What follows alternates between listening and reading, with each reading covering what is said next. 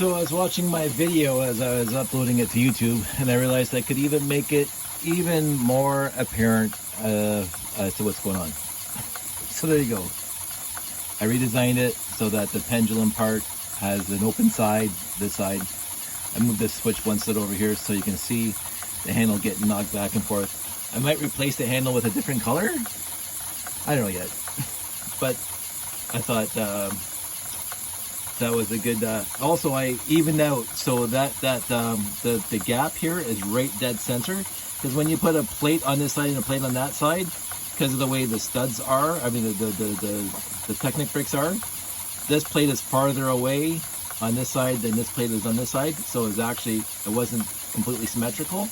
Now I got these Technic bricks reversed, studs facing out on both sides, and I put a plate on the inside of each one, a 1x4 plate. So this gap here is exactly center of the pendulum, the pivot point, and so you get exactly the same sway on both sides, so that the switch is getting knocked one way exactly the same way as it's getting knocked the other way when it goes the other direction.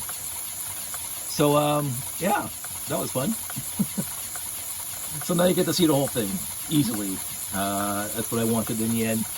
I added some more reinforcements. I added some hose conduit holders, so the hose is looking nicer and neater.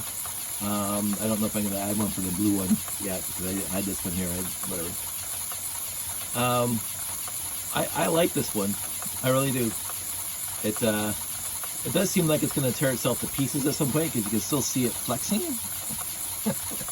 You can see this whole thing flexing. It's like, wow, that's something else. But yeah, so I don't think I'm going to run it for a very long time, because it worries me that the pieces are flexing that much. But it really does. Oh, and I also fixed the end here. I completely forgot that I could put like an actual full width piece instead of like a half width studless beam, and so I put these great pieces in here, and now the 3L axle doesn't pop off either side, so that hasn't popped off since I've been running this, which I'm happy about. So I keep on thinking about it when I look at the video, see what I can do to improve it. I think right now it's pretty much as good as it's going to get. That is quite the flex I see in the top there. I'm going to see if I can sort of reduce that flex. I don't know how yet. But anywho, so basically if you put more air into it, the faster it's going to go. So if I get 2 pumps going at some point, this might actually go really fast. But right now you can see that it slows down at top and bottom of the stroke. And this is why you always need 2 cylinders, because then you can even that out, because the other cylinder would be like, it's starting to slow down. Oh, it's starting to just...